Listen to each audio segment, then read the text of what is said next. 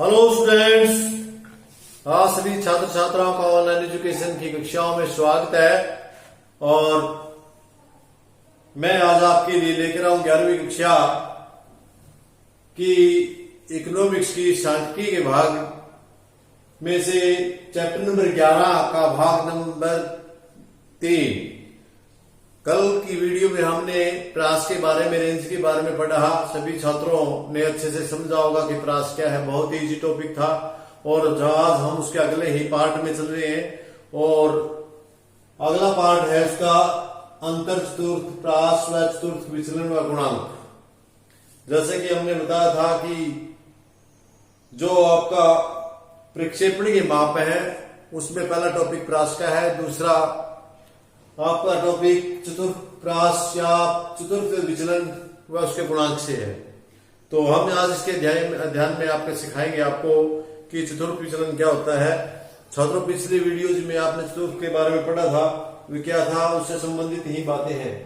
देखिए, किसी श्रृंखला के तृतीय Q3, कोई भी श्रृंखला उसके तीसरा पार्ट और प्रथम Q के अंतर को Q3 माइनस Q1 अर्थात अंतर चतुर्थ प्रास बोलते हैं। इसको अंतर चतुर्थ प्रास इसको बोलते हैं अंतर चतुर्थक प्रास बराबर है Q3 माइनस Q1। यदि हम Q3 में से Q1 घटा देंगे तो हमारा वो अंतर चतुर्थ प्रास आ जाएगा। प्रास बीच में इसकी जो रेंज है यानी तीसरे और चौथे के क्वार्टर के अंदर, क्वार्टर के अंदर आपका जो डिफरेंस है वो चतुर्थ प्रास कराएगा। अब बात आती है हमारी चतुर्थ विचलन की। जो हमारा चतुर्थ विचलन है ये क्या होता है? चतुर्थ विचलन इसका आधा होता है, चतुर्थ प्रास का आधा, यानी इसका हम 1/2 करते हैं।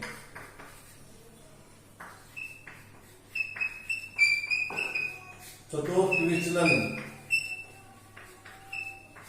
विचलन बराबर है 1/2 चतुर्थक प्रासन अर्थात इसका बटे में 2।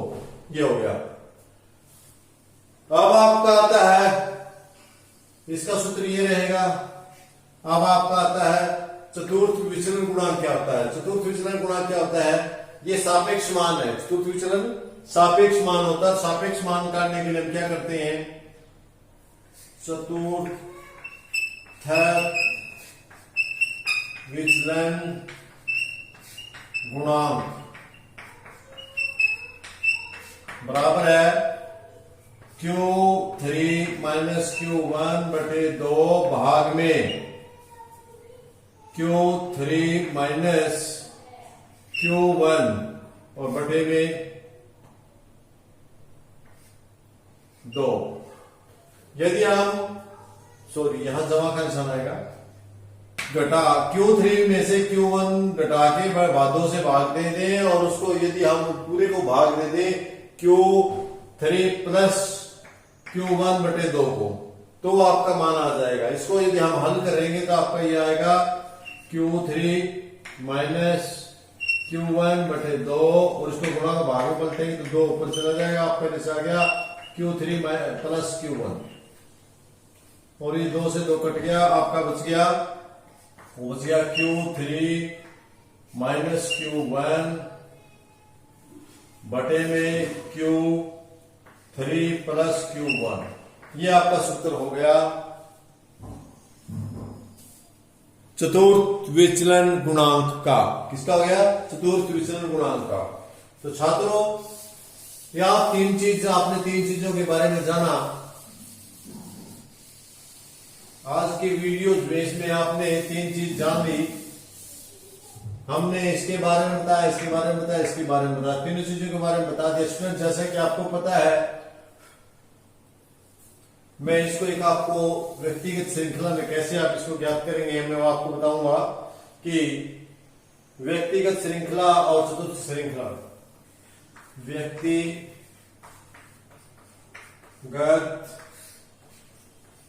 श्रृंखला में चतुर्थक विचलन व उसका गुणांक। हम इस विषय पर बात करेंगे, आपको बताएंगे किसी तरह किस कैसे निकालते हैं। सबसे पहले आपको पता है स्टूडेंट, जैसे कि मैंने पीछे बताया था, आपका Q1 किसके बराबर होता है, ये होता है n जमा में 1/4। चलो इसको पूरा लिख देते हैं। तो लिखेंगे हम Q1 बराबर है SI साइज ऑफ n जमा में 1/4 और Q3 बराबर SI साइज ऑफ n जमा में 1/4 गुणा में 3। इस प्रकार हम इन तीनों का Q1 और Q3 का मान क्वाड्रलाइन फर्स्ट और क्वाड्रलाइन 3 का मान निकाल सकते हैं। इसके बाद आप इन दोनों से Q3 माइनस Q1/2 ये निकाल सकते हैं और फिर आप इसका गुणांक निकाल सकते हैं विचलन के लिए।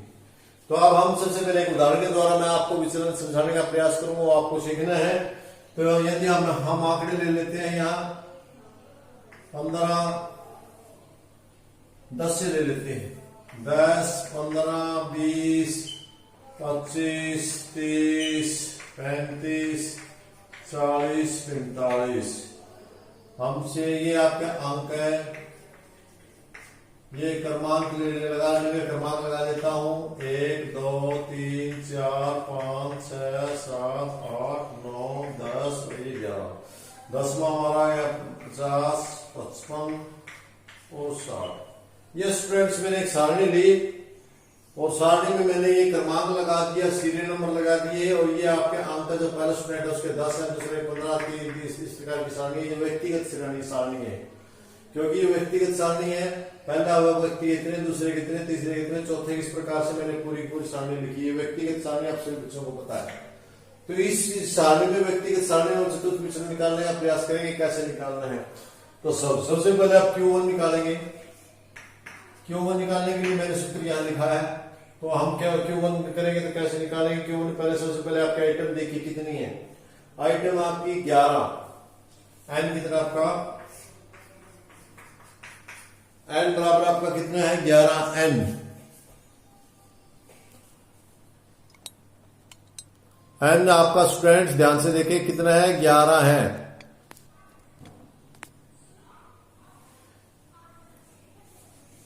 n 11 है, 11 जमा में 1/4 वही हो गया 12, 12/4 4 3 12।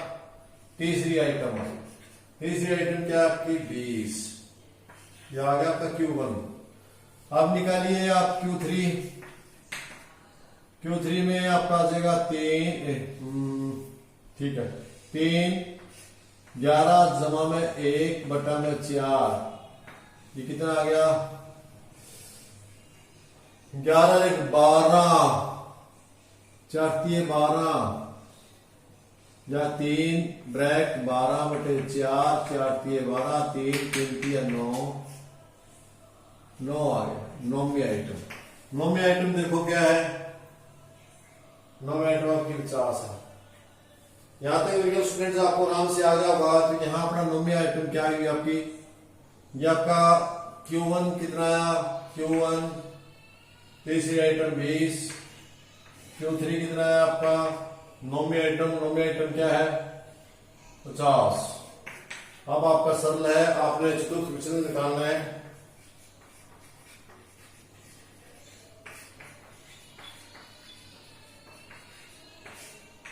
तो हम Q3 50 में से 30 घटाएंगे और बटे में सूत्र के अनुसार 2 लगाएंगे। सॉरी ये 20 था आपका, तो आपका कितना बचे 30 बचे, 30/2 15 में 30 15 आया आपका। पहला उत्तर आपका कितना आया, जो आपका इस श्रृंखला में चतुर्थ विचलन था वो कितना आया, चतुर्थ विचलन कितना आपका 15 है। मेरे ख्याल में यहां तक आपको निकाला। इसका गुणांक निकालेंगे, इसको विचलन को आप क्या बोलते हैं, इसको खुद चतुर्थ विचलन को चतुर्थ विचलन को बोलते हैं आप क्यूडी। क्यूडी। अब सी कोफिशिएंट ऑफ क्यूडी या चतुर्थ विचलन गुणांक।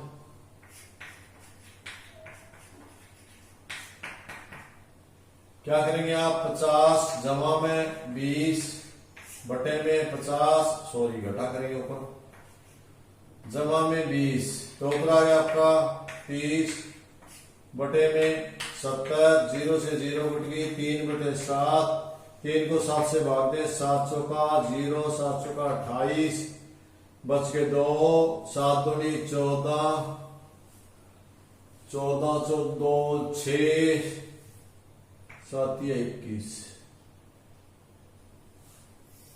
चलो हम इसको ज्यादा बचता है इसलिए इसको 3 ही ले लेते हैं, अगला मान 3, तो आपका ये 43 आ गया, 0.43। तो स्टूडेंट्स इस प्रकार आप चतुर्थ विचलन गुणांक ज्ञात कर सकते हैं, जिसका हम कोएफिशिएंट ऑफ क्वाड्रेंट डिवाइडेशन बोलते हैं। तो मेरे ख्याल में आप लोगों को अच्छे से समझ में आया होगा। और आज के टॉपिक में ये था, आपका 3 बातें मैंने समझाने के प्रयास की। अंतःचतुर्प्रास, इसके बाद चतुर्थ विचलन, इसके बटे में 2 करने पर विचलन आ जाता है, विचलन का गुणांक ऊपर एक बार हम उसको घटा देंगे और नीचे जोड़ देंगे तो आपका विचलन आ जाए, क्योंकि इसका सापेक्ष मान है। तो आज के इस विषय पर इतना ही। धन्यवाद।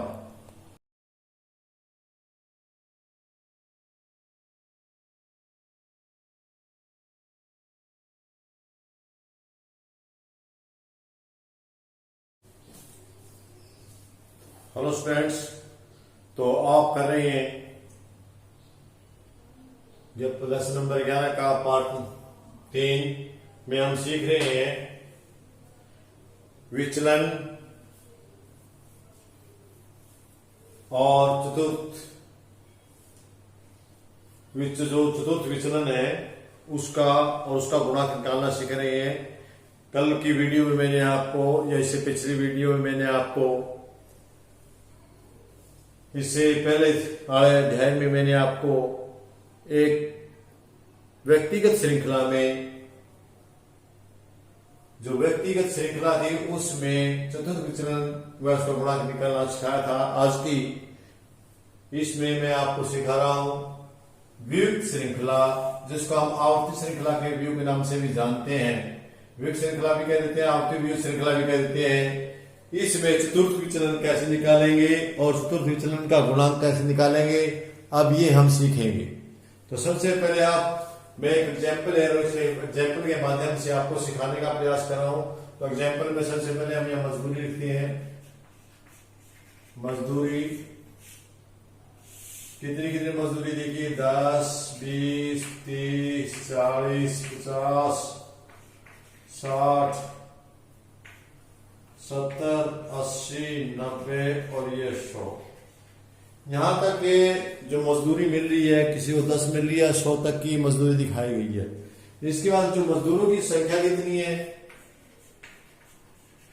मजदूरों की संख्या जिसको आप फ्रीक्वेंसी बोलते हैं, क्योंकि जो आवर्ती संरचना होती है उसमें आवर्ती दी होती है, जिसको हम एफ भी बोलते हैं, आवर्ती।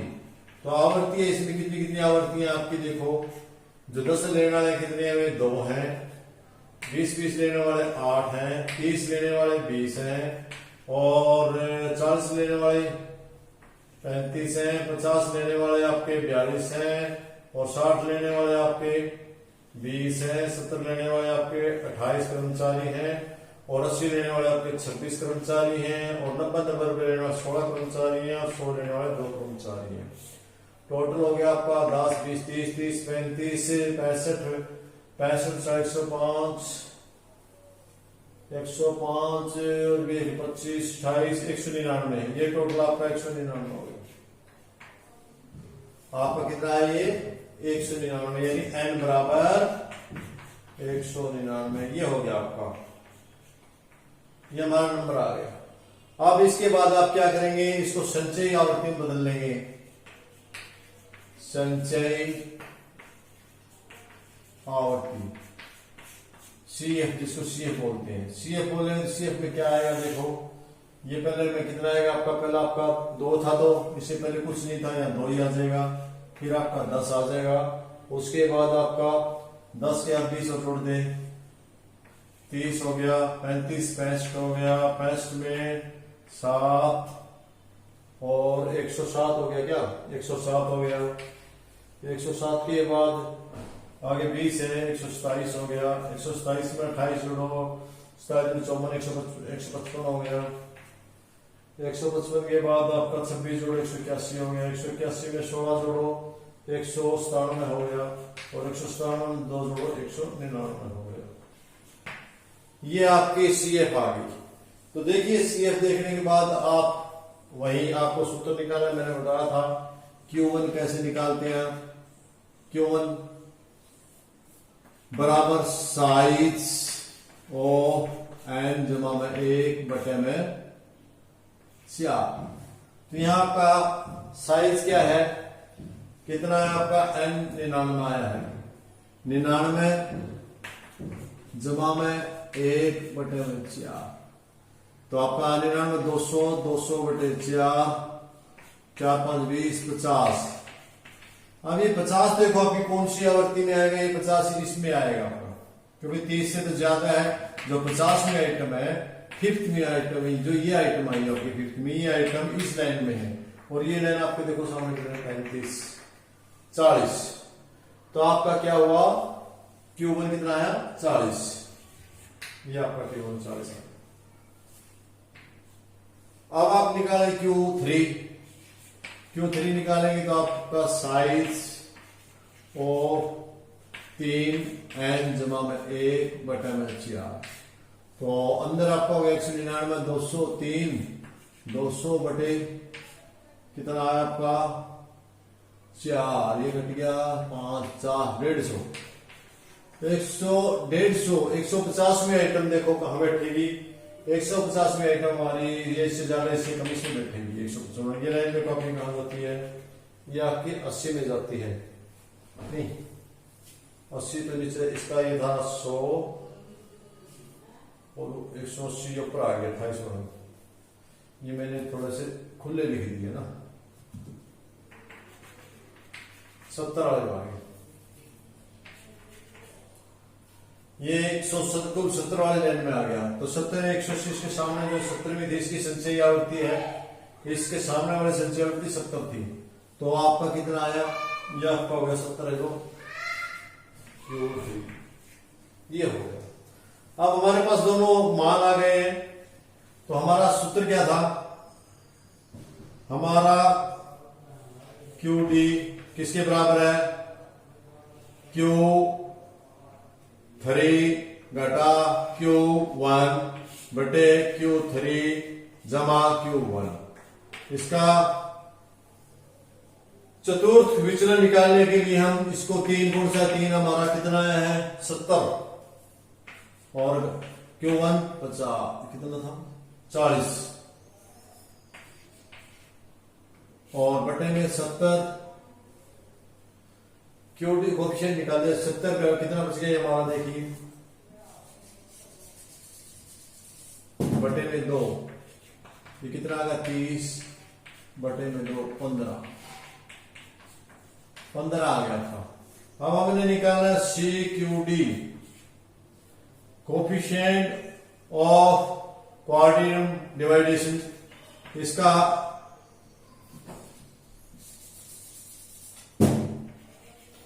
सूत्र क्या है, Q3 माइनस Q1 बटे Q3 जमा Q1, ये था। तो इसमें 70 घटा 40, 70 जमा 40, ऊपर आपका आ गया 30, नीचे आ गया 7 4 7 4 11, 110 आ गया। तो ये आपका 30 में ये इसका 0 कट गया, बच गया आपका 3 बटे 11। यदि हम 3 को 11 से भाग देंगे आप तो 11 1 11, 11 दूनी 22, 11 से 11 दूनी 22.22। इसके बाद आ गया आपका बच गया भाई 8, 11 7 77, तो ये आपका स्टूडेंट 0.27 ये आपका हो गया। तो इस प्रकार ये आप विविध श्रृंखला या आवर्ती श्रृंखला में चतुर्थ विचलन और उसका गुणा निकाल सकते हैं। इस तरीके से आप इसको कर सकते हैं, इस एग्जाम्पल का सहयोग लेकर के आप इस चीज को निकाल सकते हैं इस प्रकार से। तो ये था आपका चतुर्थ विचलन विविध श्रृंखला में। धन्यवाद।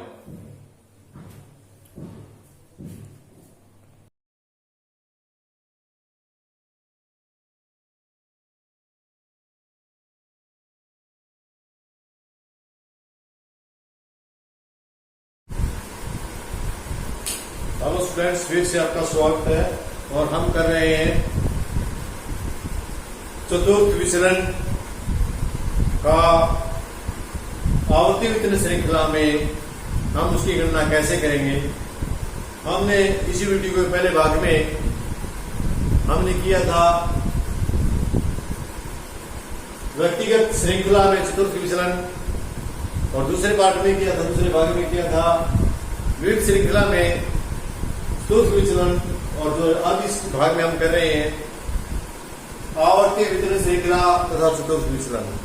भाई स्टूडेंट्स, एग्जाम्पल के जरिए हम सीखते हैं इस चीज को कि कैसे निकालते हैं।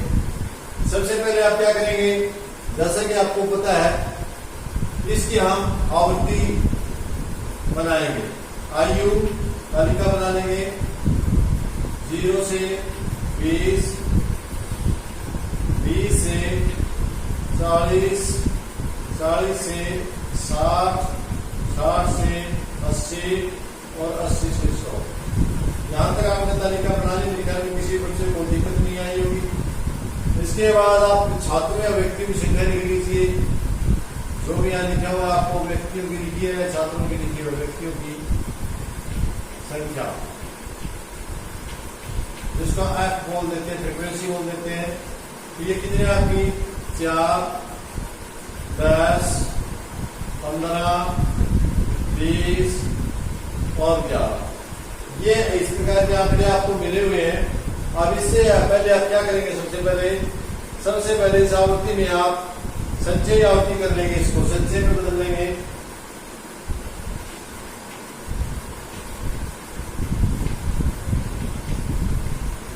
इसको आप CF भी बोल देते हैं।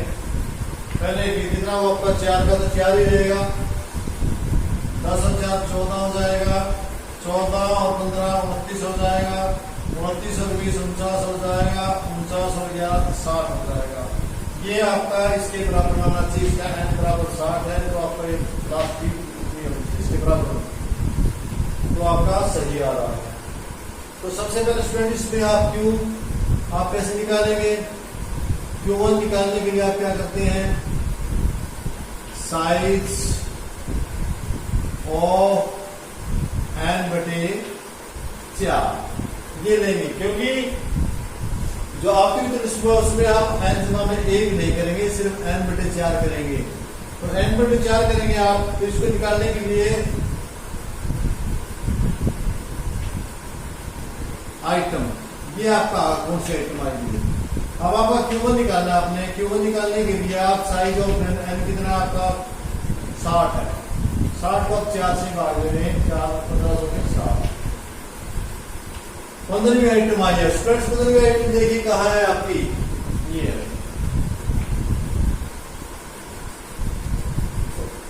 ये 15वीं आइटम आपकी ये इसमें शामिल है, तो 14 हो गया।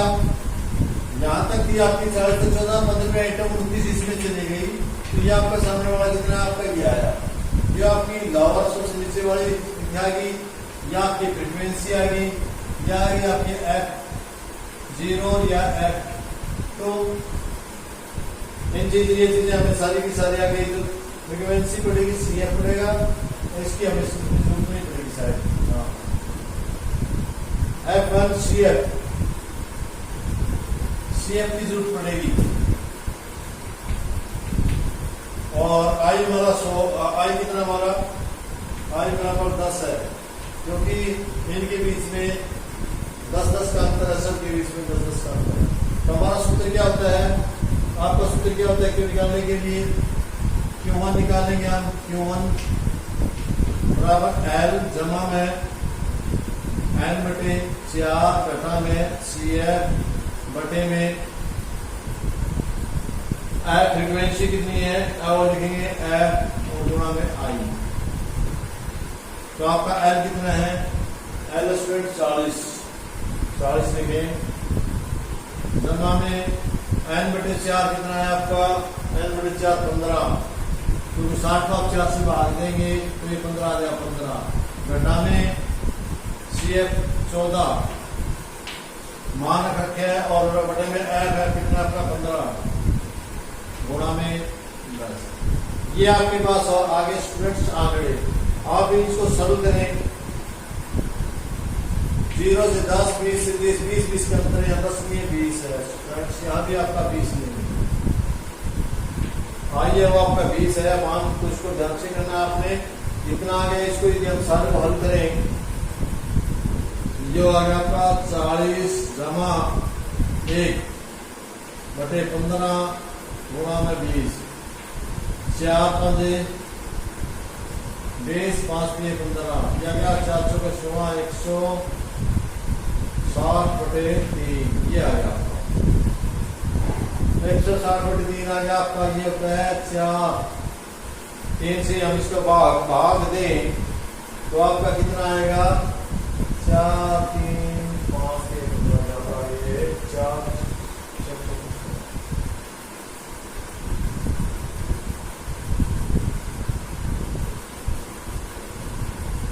4 4, सॉरी हम ये गुणा नहीं है इसकी स्टूडेंट्स, ये 4 40 जमा में 4 बटे 3 है, तो 4 बटे 3 को पलटो आप, 40 का आपका ये हो गया, जमा में 4 बटे 3 आ गया आपका 3 एकम 3, और उसके बाद आ गया बच गया 13 10 3 किया 9 3 किया 9, आपका 41.33 आ गया आपका Q1 कितना है 41.33। यहाँ तक समझे, थोड़ा से जोड़ घटा ज्यादा है, बाकी कोई कठिन नहीं है। अब आप Q3 निकालें, Q3 निकालने से पहले आप साइज निकालें इसका, SI साइज, और यहाँ N बटे 4 है, इसको हम 3 से गुणा कर देंगे, यह हमारा कितना था 15 था, 15 गुणा में 3, तो यह हमारा 45 हो गया। तो 45 वैल्यू कौन से मिलेगी, इसमें मिलेगी, इसमें मिलेगी आपको, तो आपका लॉस 60 होगा। इसी प्रकार निकालें इसको भी, जैसे आपने पहले निकाला है। Q3 निकालने के लिए N, इसकी जगह हम क्या लेंगे, लावर सबसे छोटी हमारी 60, ये सबसे छोटी इकाई हमारी अब ये है, इसकी बात है, इसको भूल जाओ एक बार। अब हमारी F ये होगा और CF पर इसकी बजाय ये होगा हमारा, क्योंकि इसकी बात हो रही है। अब ये हमारे पास आया 60, और 60 के बाद आया हमारा यहाँ 3 लगेगा, क्योंकि हमारे सूत्र में 3 है, ये 3 है, 3 गुणा में आपका 60 बटे 4 बटे घटा आपका 29, CF कितना है 29, और बटे में कितनी आपकी फ्रीक्वेंसी कितनी है 20 आई है इसमें आपकी, पहले आपकी कितनी थी, कितने थी फ्रीक्वेंसी आपकी 20, और गुणा में 20। जहां तक आप ठीक लिख लेंगे तो आप सॉल्व करने में आपको बड़ी आसानी हो जाएगी। तो देखिए अब इसके बाद Q3 बराबर ये 1500 को 60, 15 से 45 हो गया, 60 जमा में 45 घटा में 29 बटा में 20 गुणा में 20, तो 29 ये आ गया आपका 60 जमा में 29 में से 45 में से 29 गया, आपका कितना बच गया, आपका देखो इसमें से ये आपका बच गया 15 में से 9 गया 6 और 26 बटे में 20 गुणा में 20, 20 से 20 कट गया 26 और ये 26 एक अस्सी लग गया 16 बच गया। ये आपका आ गया 76। 20 से 20 कट गया 20 और ये दोनों ने जोड़ने का 76 आया, नीचे का कट गया तो आपका 76 आया है। जो 76वीं आई 76 आपका आया है इसमें। Q3 कितना है आपका 76 आया। अब हमारे पास मान क्या निकालना हमने, इसको एक अभाव में हमने निकालना क्या था, एक तो निकालना था QD का था Q3 माइनस Q1 बटे 2। तो इसको निकाले आप Q3 कितना आपका, Q3 आपका है 76 जो आपका मान लिया है लास्ट में है, और ये आपका है माइनस 41 बटे 33 बटे में 2 बराबर। इसको आप घटाएं, या आपका आ गया घटाने के बाद आ गया 7 और आगे 7, इसके बाद आपका आ गया 76, एक तो गया 75 में से 41 से 34 आपका आ गया 34, तो 17 पॉइंट 3 2 6 7 14 कितना है आपका 3 2 6 और 3 2 6 ये आपका आ गया। ये आपका आ गया QD क्वाड्राइन डिवाइडेशन, ये आपका आ गया है। अब हमारा दूसरा, पहला उत्तर तो हमारा ये था चतुर्थ विचलन। अब ये विचलन का मान C कोएफिशिएंट क्वाड्रेंट डिवाइडेशन कितना आएगा, Q3 माइनस Q1 बटे में Q3 जमा में Q1। इसको निकाले तो एक बार ऊपर घटा दो, ऊपर तो घटा के अपना कितना है घटा देंगे तो 34.74 बटे या ऊपर आ रहा है आपका 17.34 नहीं बटे 2 करने के बाद आया। ठीक, आपका ऊपर आया है 76 माइनस 41 33 और बटे में 76 जमा 41 33 ये आया। तो इसको 76 से घटाएंगे, आपने घटाना पहले 34.77 ऊपर कितना आ गया आपका 34.67 और बटे में इसको जोड़ेंगे आप 76 में जोड़ेंगे तो ये 117.33 आपका 33 आ गया। अब इसको इससे भाग देंगे, आप डिवाइड करेंगे तो ये आपका टोटल आ जाता है 0.30। ये आपका आ गया कोएफिशिएंट गुणांक। इस प्रकार हमने श्रृंखला में आवर्ती वितरण श्रृंखला में चतुर्थ विचलन और चतुर्थ गुणांक सिखाने का प्रयास किया।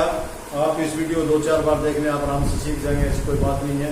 आप सभी छात्र छात्राओं का इस वीडियो देखने के लिए बहुत बहुत धन्यवाद। मिलते हैं फिर अगली क्लास में। थैंक यू, धन्यवाद। अगले लेसन में ओके, जय हिंद।